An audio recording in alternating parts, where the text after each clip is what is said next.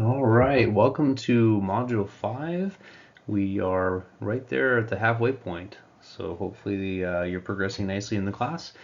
This week we're going to talk about evidence, search and seizure, some of the police process for when law enforcement has the lawful authority to perform a seizure of evidence without a warrant, and then we'll also just quickly talk about what is evidence and what that looks like.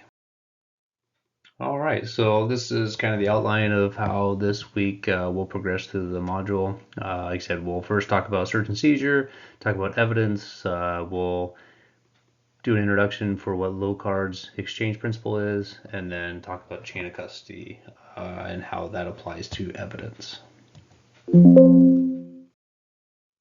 So search and seizure is going to directly apply to the constitutional protections that exist for every U.S. citizen.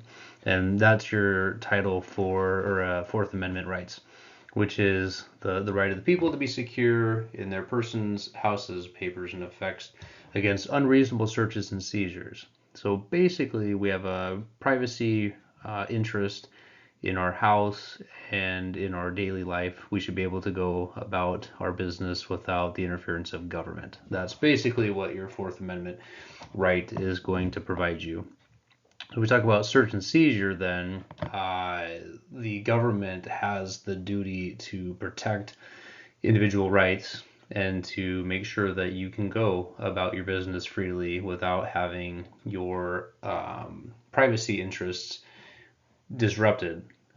So we'll kind of go into then how Washington State with the RCWs goes even further in protecting privacy interests. So as we discussed last week, Washington State has the revised Code of Washington, which is the laws set forth for the state of Washington. And we have RCW 1079040, which is going to prescribe when a search warrant when a search without a warrant is lawful and when it's unlawful. So basically, a search warrant is always going to be required without some very small exceptions in the state of Washington. So if a police officer does willingly violate a search without a warrant, then that police officer would be guilty of a gross misdemeanor, and that police officer can be then prosecuted for infringing on somebody's rights. So it's not something that's taken lightly in the state of Washington, and if you do violate someone's constitutional rights, then you also have potential federal violations and different civil remedies that might apply there as well. So if we have to get a search warrant to be able to search someone's house or property, how does that happen? Well, RCW 1079035 kind of explains what the process is, and any magistrate, which would be a judge as defined in statute, who has probable cause, then they can provide the warrant or approve a warrant to then go ahead and do the search and seizure for the evidence of a crime, the contraband or the fruits of the crime, any weapons or other things by which the crime was committed or reasonably about to be committed, or for the person to go make that custodial arrest on. So this RCW explains, it goes on, this is only a portion of the RCW, but it basically prescribes how a law enforcement officer can go through the process of getting a search warrant approved by a judge, and then it goes into which judges can be used for which areas. But basically, the process is if you don't have one of the warrantless arrests prongs to where you, as a police officer, you can just seize evidence or seize a person, then the process is required to go get a search warrant. And we'll kind of get into the next few slides talking about when there are some exceptions to having to get a search warrant. So open view doctrine is the first kind of exception, if you will, to having to get a search warrant, potentially for getting evidence submitted into the court for trial.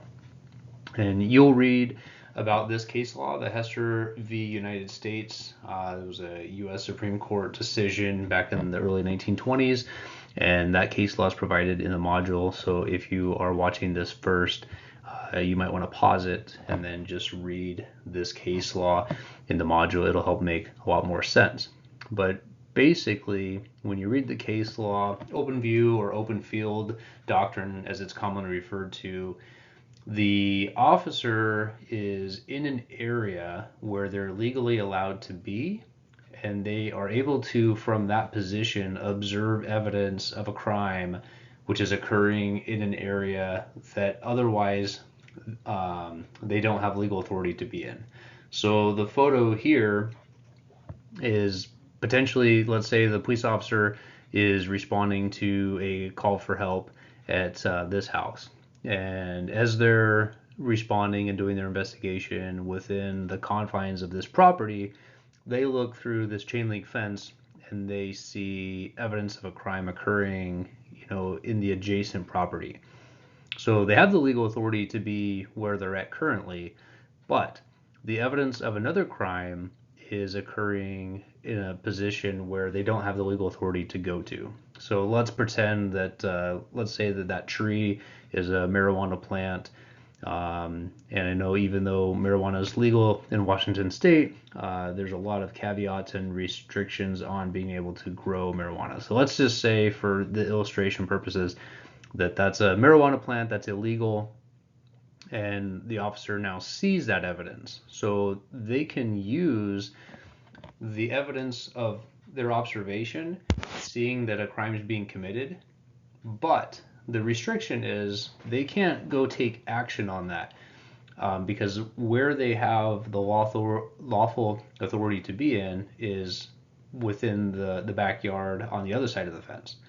So what that would mean is that they would need to apply for a search warrant using the open view doctrine, because they have now probable cause to believe that a crime is being committed because they can see it being committed on the other adjacent property. So what they would need to do is apply for a search warrant, contact a judge, see if the judge agrees that they have probable cause, and then if the warrant is approved, then they could go to that other property, and their lawful authority would then be the search warrant, and then they could take legal action and make arrests or seize that evidence.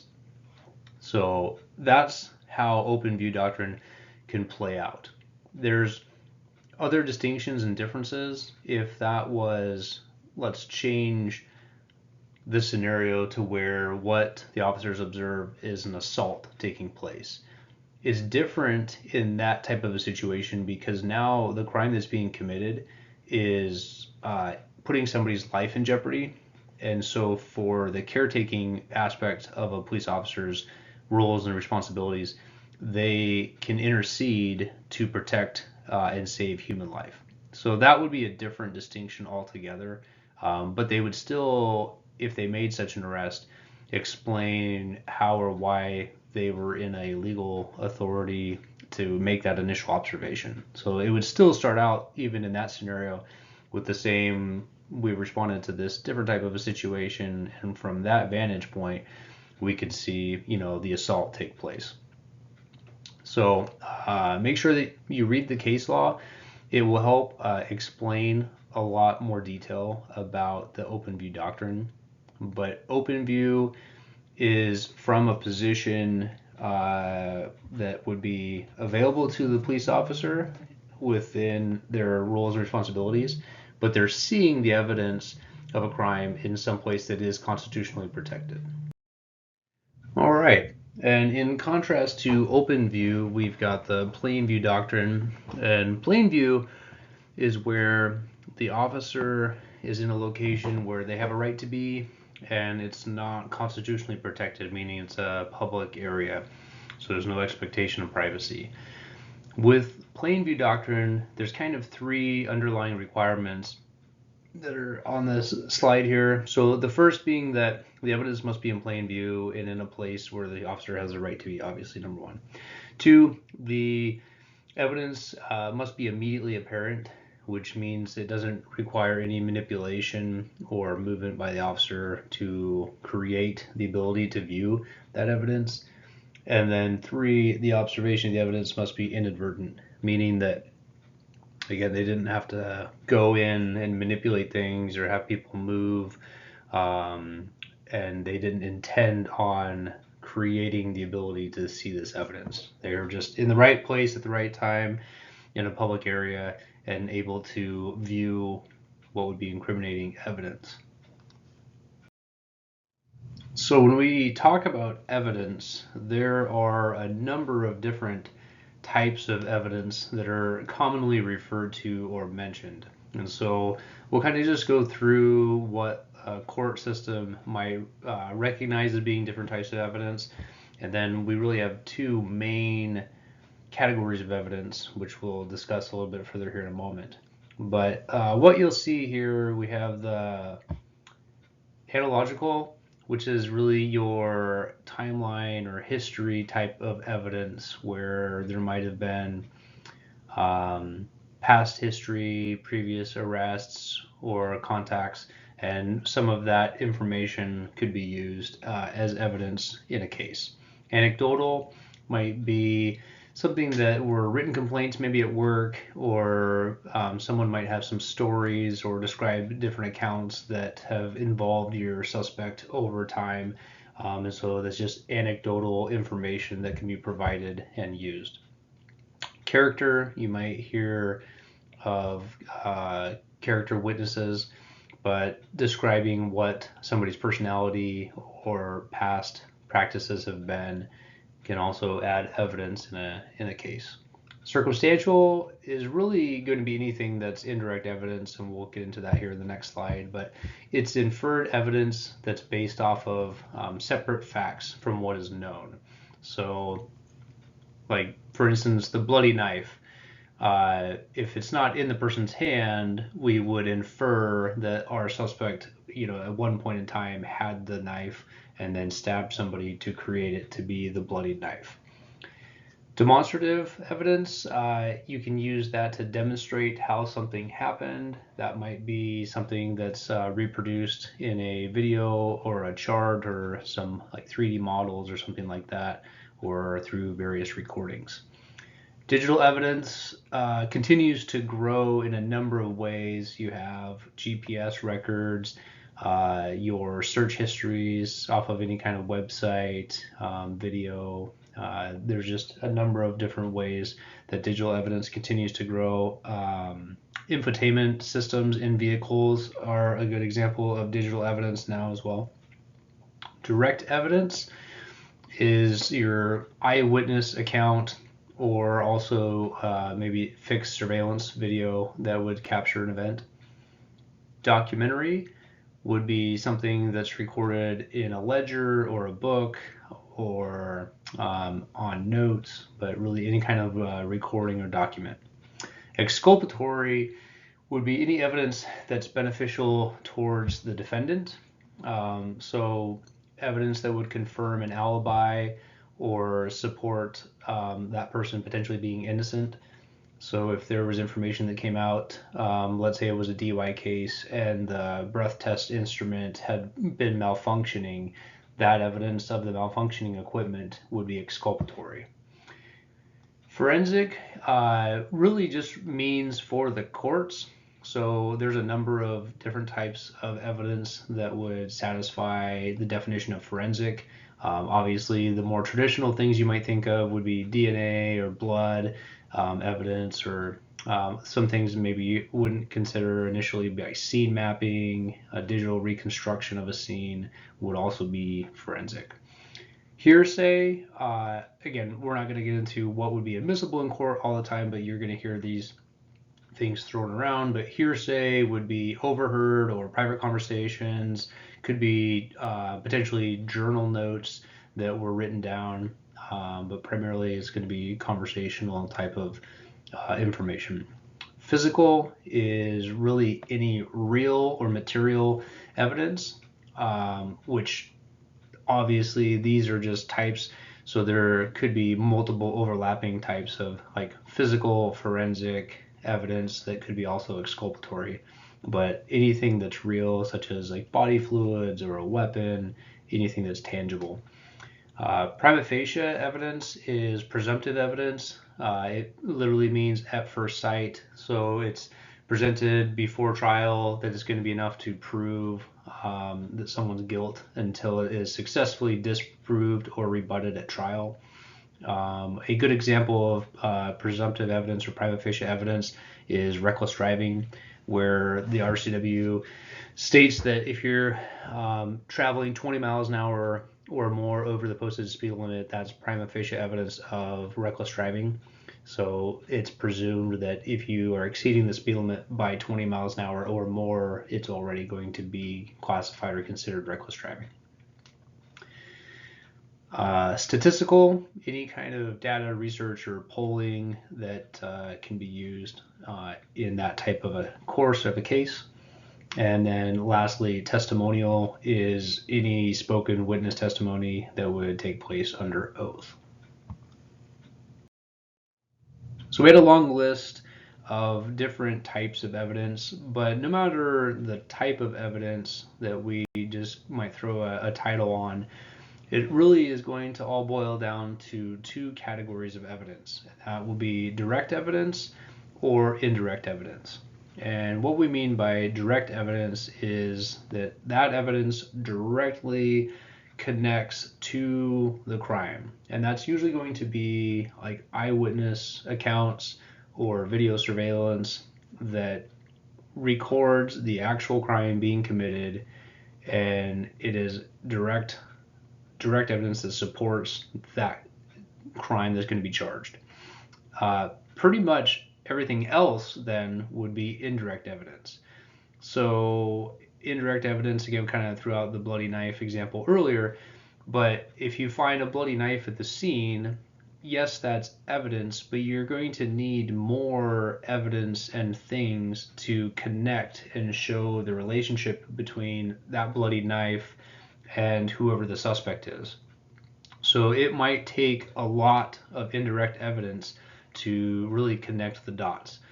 So let's say, using the same bloody knife example, you're able to lift fingerprints from the bloody knife that are on the handle. And those fingerprints then also match the suspect that you have. And let's say that the victim's blood was found on the suspect's shirt and arm. That's all indirect evidence. It's very powerful and compelling evidence, but it still does not prove that the suspect stabbed the victim. What it could potentially prove is that, yes, the suspect at some point in time touched the knife, and that's what put the fingerprint there, but you still don't have that direct evidence that would show your suspect actually in the act of stabbing the victim. So that's why it's considered indirect. And you can definitely have a successful conviction on a case that only has indirect or circumstantial evidence, because there's going to be plenty of cases where there was no eyewitness or cell phone recording. So what investigators are left with is compiling a lot of very compelling indirect evidence. And that's where you have the different types of evidence that we just talked about. You can forensically map out different types of things. You can show DNA and fingerprints, latent prints, using digital records, maybe with a cell phone. You can also place the suspect in that location using the DNA exclusion to, 8 billion people on the planet. This DNA was there, which matches the suspect. Very powerful indirect evidence, but you have to have some causation and other factors to help show how that evidence in some way it points it to your suspect to the exclusion of all others or beyond a reasonable doubt. So we'll talk a little bit further about direct evidence. So that is, again, eyewitness testimony. Someone is there, they observe it, and then they're able to give testimony to what they observed. That can also be video surveillance. More and more frequently, people have Ring cameras on their house, and that captures a lot of direct evidence in different crimes. A lot of people are now personally purchasing dash cameras to put in their vehicles, and they're capturing, mobile collision footage. And then all over the place, you'll find examples of cell phones being used to record different crimes. A lot of assaults and those types of incidents have been captured on people's cell phones, which provides that direct evidence. And when we look at in the module, you'll see some examples of some challenges to that direct evidence, both eyewitness testimony and even with the camera recordings, what can be challenging associated with those types of recordings. So some basic concerns that you might have with eyewitness will be the reliability of their ability to recall what happened, how accurately they can recall that information and then articulate it back. What was their mental state, not only later when they testify in court, what's their mental state, but what was their mental state in the moment of the incident. Impairment. Quite often you'll run into situations where a witness is impaired by drugs or alcohol or a combination of both, or they also have mental illness that can impair their ability to make and recall memories. You will also run into eyewitnesses that might have ulterior motives to come forward as a witness or also to not come forward as a witness, and that is usually in large part due to the relationship that they might have with the suspect. So something to take into consideration if you're an officer and you have an eyewitness, just to be ensuring that you're evaluating the credibility of the witness. Again, there's a couple of good videos in the module. Make sure that you watch them. It'll talk about and even give an example for you as an eyewitness to kind of see how your memory can be influenced based on a lot of different factors. So indirect and circumstantial evidence, kind of spoke about this earlier, but that is literally everything else that's not direct.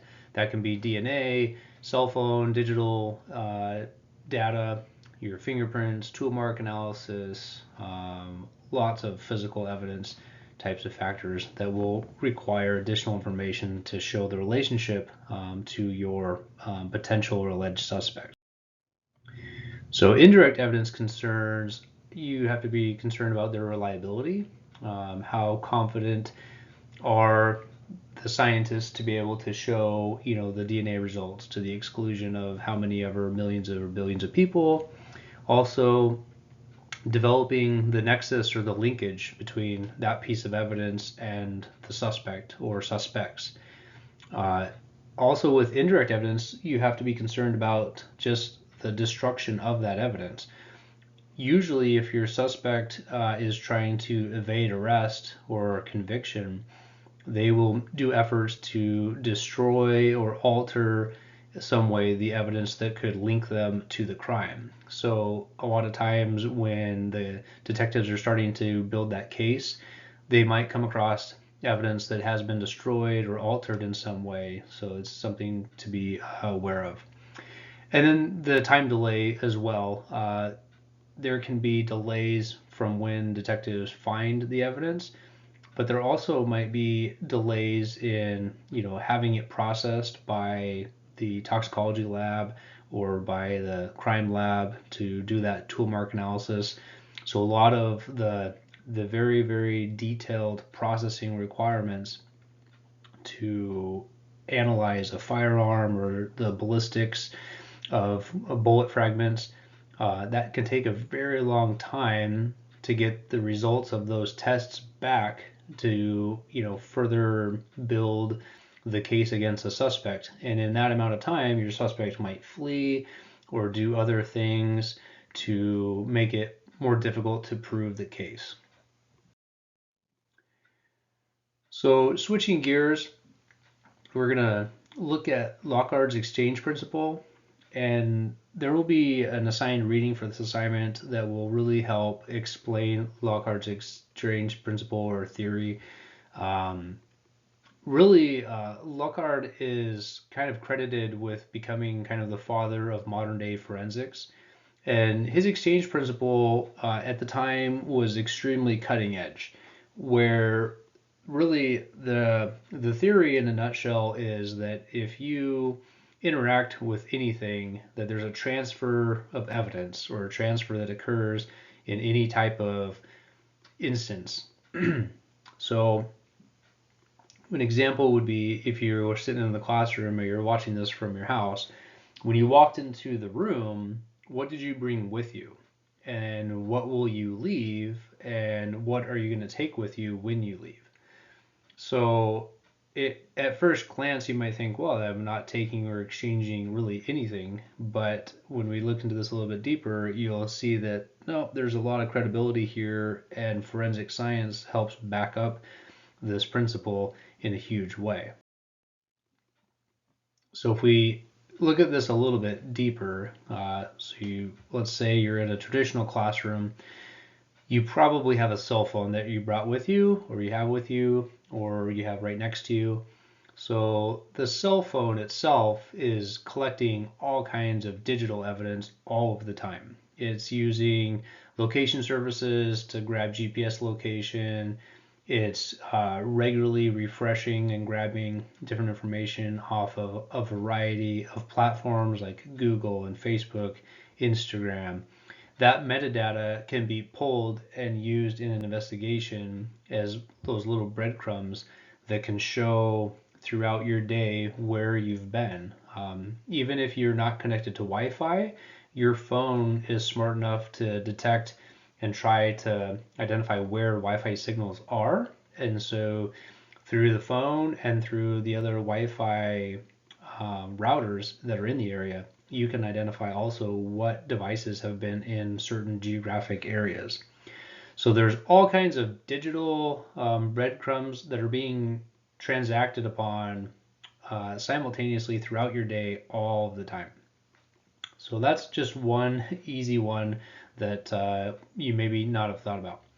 So then you also have your skin and hair, and you might think, well, I'm not losing that much hair, but continually throughout your day, you are shedding skin and hair off of your body.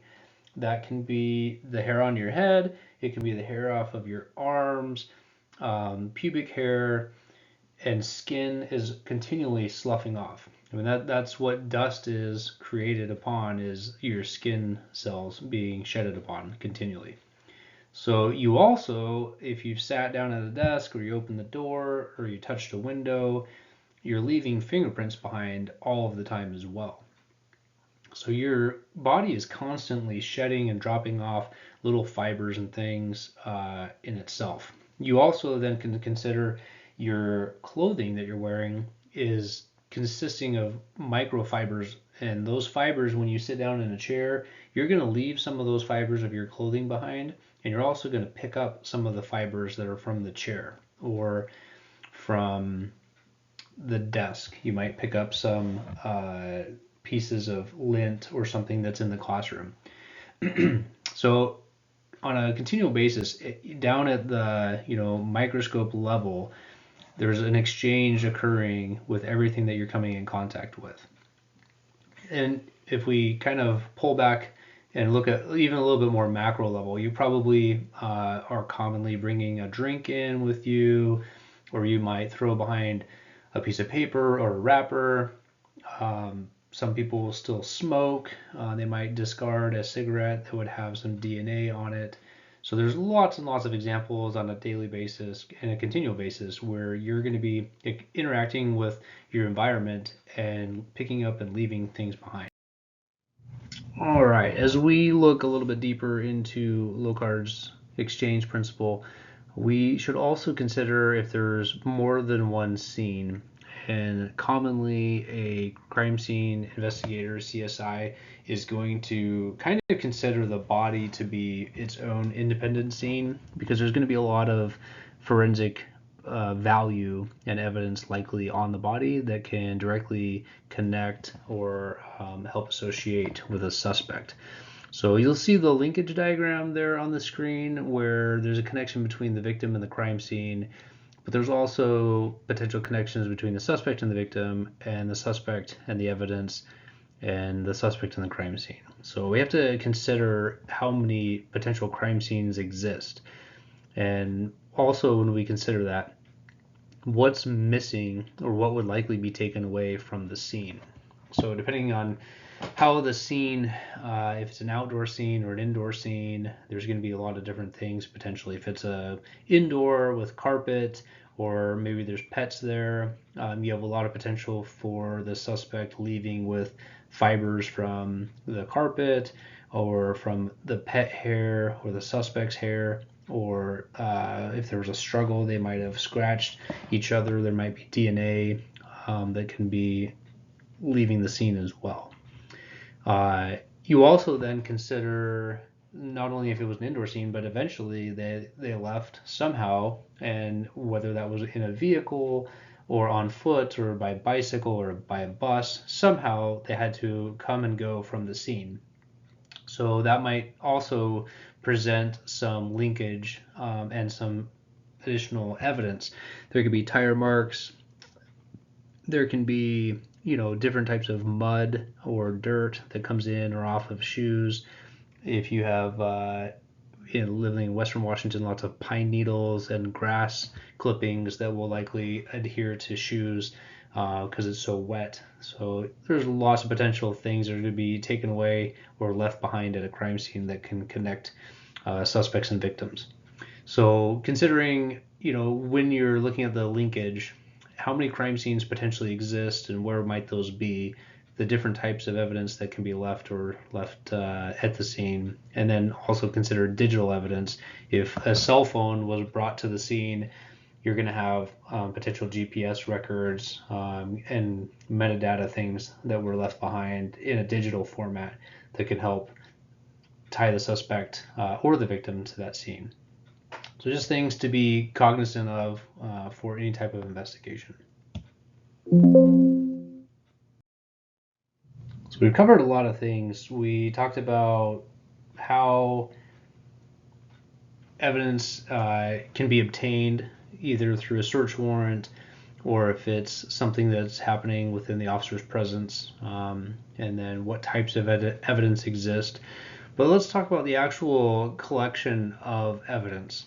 So when evidence is collected, it has to be obtained in a way that is going to be useful later on in court.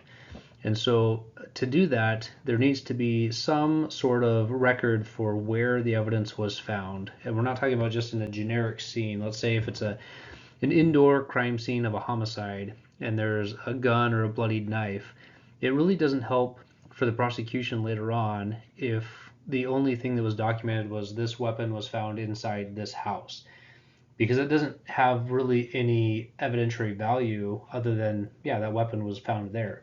It's much, much more meaningful if the specific location of the evidence is captured and recorded.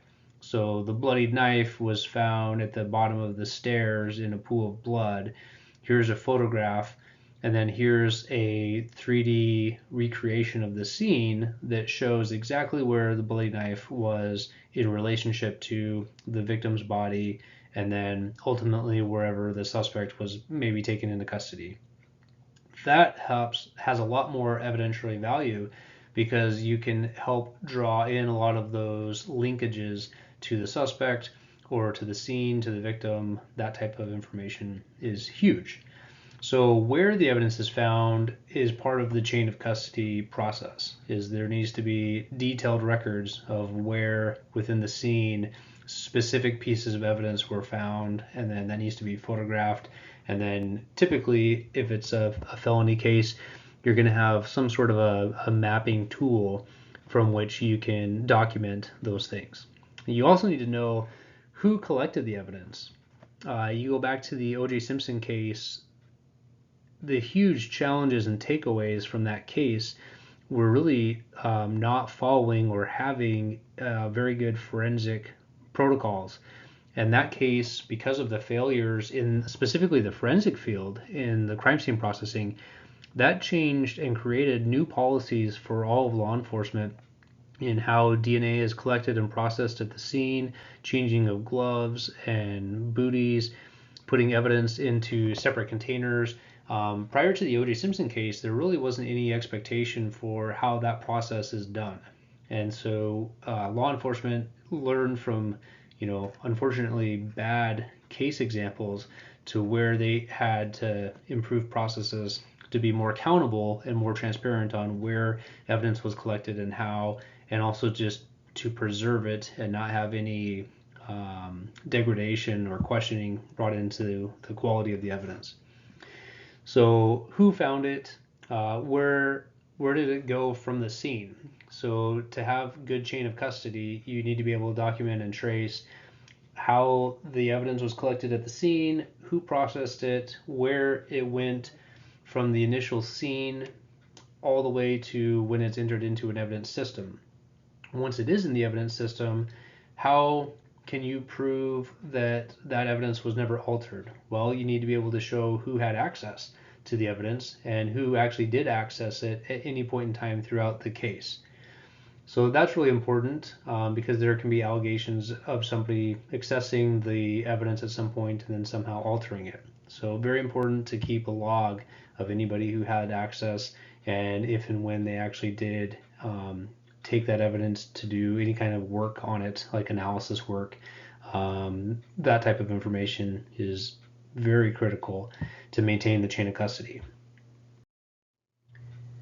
So we kind of talked about scene mapping. This is kind of an illustration of what that could look like. So typically a detective will use, there's a number of tools that they can, 3D scan a room or use a UAV, a drone to fly over and take a series of pictures to create a 3D model. But within that, whatever modeling software or tool is being used, then you put in the placarding of evidence so that you can label the evidence and then quickly see the relationship of the evidence within the map. So whatever is being done to map a scene, the intent of it is to have accurate measurement of the evidence, to have identification of what the evidence items are and how those were presented in the scene, and then also accurately represent the scene as it was when the investigators arrived. So no scene is preserved in the way that it is, usually by the time a detective arrives. There's usually been, paramedics, firefighters, maybe a number of officers that have come in before they called detectives. So in some way, the scene may have been disturbed, but what the detective's role is to preserve it as it is presented to them, and then to try to, from that point forward, collect all the relevant evidence, identify what is relevant, and then follow up and develop leads as to where your suspect may or may not have gone.